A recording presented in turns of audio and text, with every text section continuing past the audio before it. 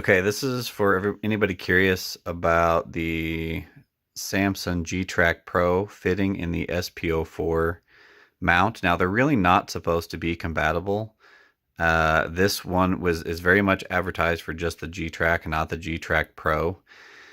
But I wanted to show kind of how that it will kind of work, but it's probably not ideal for what you want. Anyway, one of the things obviously is if you've just had it directly mounted to your arm or to the whatever, take this piece off.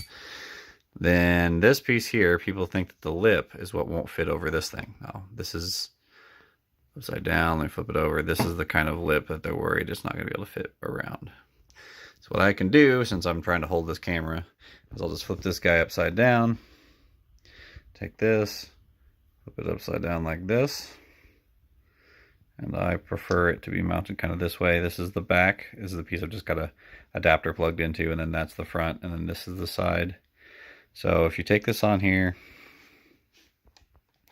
and even just one-handed, so I can line this up, and I can start to turn it. And like you get about from like nothing to like a quarter of a turn, kinda. Which is, again, not nearly enough that I would say that it is secure. But if you want to, like, really put the kibosh on there, you probably could.